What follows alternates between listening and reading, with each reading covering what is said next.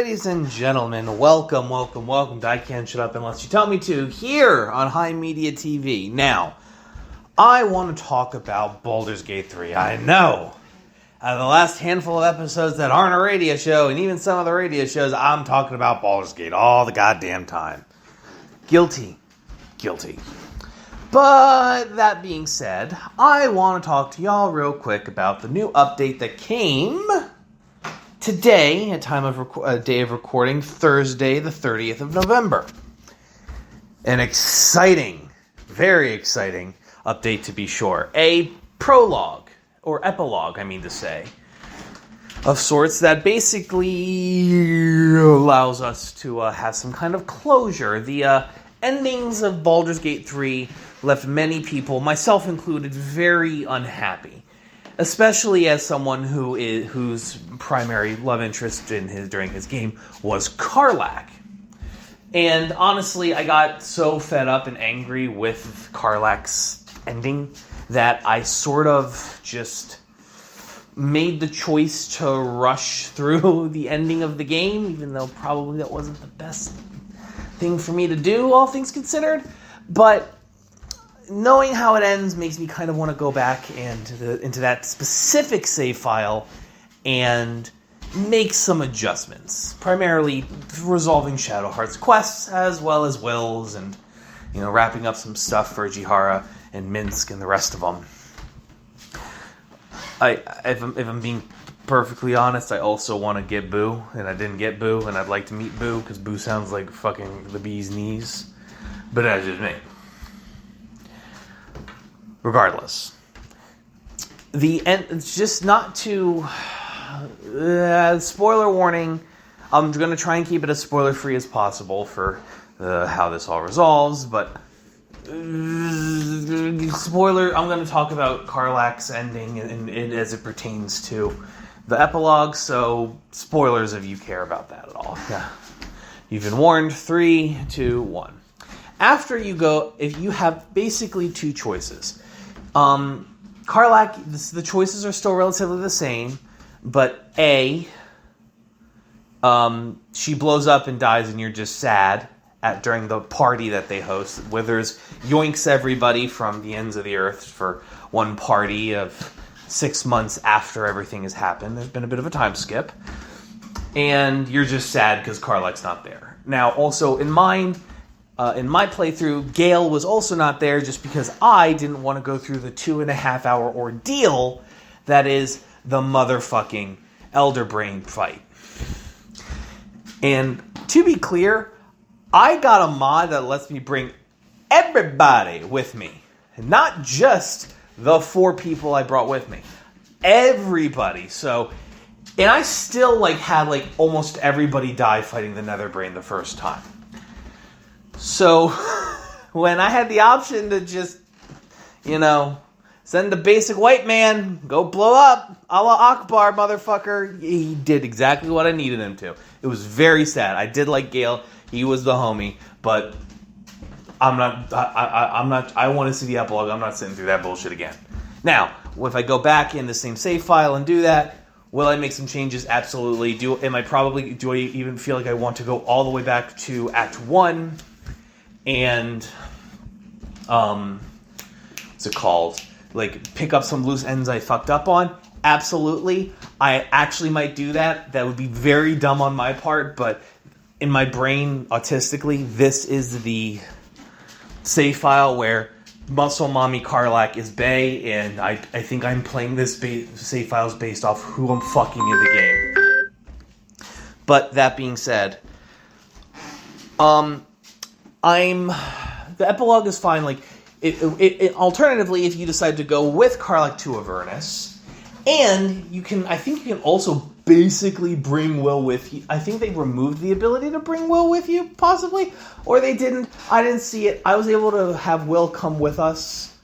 When I first did the epilogue. When I first did the epilogue. But he didn't this time, so it's okay. But basically what ends up happening is that, what's basically been going on is that you and Karlach have been, not sleeping good for 6 months. You've been fighting nonstop, fucking when you can, like shit like that. You both are wearing like infernal gear, like the nice gear that you robes and shit my warlock sorcerer was wearing is not there anymore, which is unfortunate, but c'est la vie. That being said, though, I will say, like, seeing Karlach be all giddy to see her friends, you know, just because, like, it's exactly what I thought. She can pop in out of Avernus temporarily, not for a super long time. She got to go back.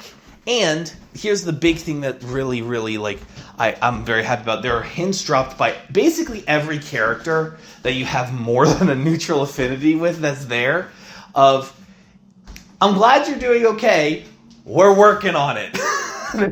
We're glad you guys are okay, but we're working on some shit to get you back. Like, that was basically the theme when engaging with the, hey, I've been in Avernus for a while with any of the characters. That includes Halsin, Jihara, Shadowheart. The other cute thing is the owlbear. I didn't get Scratch on this playthrough. I deadass will go back to Act 1 just to get Scratch. Mark my fucking words. But, that being said, the owlbear is, he's doing good. He's been chilling. He made some friends. He's fought some friends. He's fought some things. He's eaten some. He's a big boy. He's a big boy. He's a big boy now, and he's still got his armor. He's adorable. I love him. He very much, like, one of the nice little things I appreciate is you can, at least for my playthrough, you can choose to have him go with Halsin or Shadowheart. When he says, when you ask him, Howlbear, how you been? He says, I've been going through it. And he's, like, in his cute little dumb way. And I didn't see what Halsin's reaction was, but when I said, you should go live with Shadowheart, she was like, oh my god, I love him. I'm so happy I have friends. It's very endearing. Quite adorable. Asterian's doing good. Not talking about him, but, like, the one thing I really, really, really appreciate about the prologue is that it does two things, right? It says, when I initially ran off with Karlach initially into Avernus, the cutscene seems like we're just going to be going until we die. With no hope, no, like, nothing, we're just going to fight until we die. Fuck in between the battles. That's that. But what this epilogue has done is not only did even Karlach drop, hey, if we go to this X place, we might be able to repair my engine, but it's going to be heavily fortified, but I think we can do it. And then there's also, but I know we can do it, it's not even an issue. And then also, like, all of the other characters talking about, we're working on it. You know, so one of the things that I love about this is that as someone who, like, really loved and got attached to Karlach as a character, and who was one of my favorite characters by far, having this be the ending leaves things open for, like, the DLC or a sequel where like, we actually do solve Karlach's issue definitively this time. But like, even if we don't see that, there's enough strains here that while I don't get to see it ultimately be resolved, Karlach's infernal engine and the life she gets to have, I'm very happy with the fact that like, short of saying it's fixed, they're saying it's gonna be fixed and we're working on it. And so what her ending had originally, which was like a lack of hope for what she really wanted, was just a life to be free of Avernus, like, that looks very much to be possible, very possible down the line, and I love that, and that makes me really happy. And you know, there's, like, I love all the little details. Even at the epilogue, there's, like, little details and stuff. Like, you get to talk to, like, the bard up there, and, you know, make sure your religion rolls run high enough. You might see some interesting stuff. The cutscene, there's a cutscene with Withers at the end, which kind of leads into, like, a theory I saw online that I think is kind of right, that Withers is actually Yurgle, the original god of the dead. Maybe, but we'll see. And it would explain a lot, but God only knows. As far as like the actual thing that you give a toast at the end, it's interesting, it's fun, and it's good. I'm not going to say anything else that's going on with the other characters. I also, again, I didn't get Minsk in this playthrough. Gale is dead because I had him blow up a la Akbar style, so I didn't get to see what he did, unfortunately. The funniest thing is for me is that, one last thing, I will talk about Will briefly, just because it's a little different, a little bit. I went the route with Will that would basically make him, like, he didn't have to be a warlock anymore. He got rid of Mizora's influence. This fucker turned into a ranger. Are you fucking kidding me? Be a sorcerer or something. God damn, use your charisma stat. Fuck do I know? It's whatever. Maybe he went to Withers for one last respec. But the other thing that kind of like threw me for a loop was, if your affinity, I think, like, because I really didn't engage with Lae'zel that much, I don't know how this triggered, but basically, like, after talking with Lae'zel, she basically said to me in no uncertain terms, I wish I had a shot with you. I wish you would have looked at me in a way. She didn't say it like that, but that was kind of the vibe I had gotten from it, which, that was a lot. And I know that I said I wasn't going to talk about other characters, but fuck it, that's going out the window. I don't give a damn. Going for time. Asterion was interesting because I didn't let him ascend. I persuaded him not to ascend. And, unironically, he is now a hero. He's now a hero, and he doesn't drink blood anymore. And I also want to remind you, when you go to play this, there is a chest called the Chest of Gratitude in the camp, and it's filled with letters from other characters that you've interacted with. Some of them are a little terse, some of them are people I don't know who the fuck that is, because I didn't really get far enough in their quest line. Interesting enough, I'm unsure about what possibly could be. I don't know. It's a very, very. It feels more emotionally resolving, and I didn't even finish the quest lines of a lot of characters. You know, it's like I kind of left Lae'zel hung out to dry, if I'm being honest. But that's okay. Honestly, I ain't even that upset at it. I think I'm going to go back, and I think I'm going to go start at level 1, Act 1, and I think I'm going to go to Act 1, and I'm going to go do some stuff, because watching that epilogue kind of made me want to go back and do some things a little bit differently, if I'm being perfectly honest. I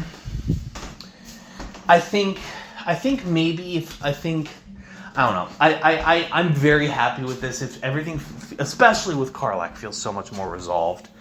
And there's also like the fun little flavor text on the clothing you got. Because like I said earlier, you get new clothing that says, leather clothing forged in the fires of Avernus that can't be torn, that can't be teared or torn unless it's by a particular tiefling woman. And I'm just like, that's a cheeky addition to add, and I think it's hilarious. But all in all, you know, as we did in like during the Game Awards prediction show, me and Meadow definitely like Baldur's Gate is going to win everything because it's Baldur's Gate. It is a masterpiece of video gaming, and I'm super excited by what Larian Studios is going to do next, especially since the new epilogue basically opens it up to say, we're pulling all y'all back together, Humpty Dumpty back together again, which I am all for. Personally, I would really, really like it if like they did a sort of Baldur's Gate 1 to Baldur's Gate 2, and then they had like the interim thingamadoohickey. That basically is, hey, I remember for Baldur's Gate 1, I remember I heard about this on YouTube, that there was a DLC that they made after Baldur's Gate 2 for Baldur's Gate 1 to sort of like bridge, you know, the timeline together and like connect the loose ends. How did this happen? And they did that. I'm hoping that instead of just, like, dropping fucking Baldur's Gate 4 on us, I hope they give us, like, a DLC that kind of, like, is the in-between. You know? And I'm completely okay having to wait another half decade for it. I'm waiting for... I mean, I'm going to be waiting... I mean, Skyrim's going to be... Like, the next Elder Scrolls game is probably going to be out in, like, 2027, 2028. That game, at the very least, is going to hold me over until 2030, when if they did hypothetically start working on a DLC now, and they're working on it now, and it releases 2-3 years from now. Oh, I thought that was a roach on my floor. Never mind, it's just a thing of thread. Honestly, I'd be completely fine with that, because, like, even if it doesn't come out until something like 2034 or 35 or some shit like that, by that point, Fallout will be out in 2032, so I'll still have shit to hold me over. But I digress. This has been a magical game, and I love it. I can't get enough of it. To the point where I have now bought, or I was given as a gift to me,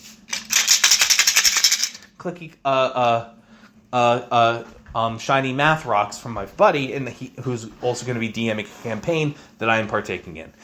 I love this game, and I love this ending for Karlach. It makes me so fucking happy, and I just needed to gush after experiencing this. Thank you guys for your patience. Stick around for the ad block if you're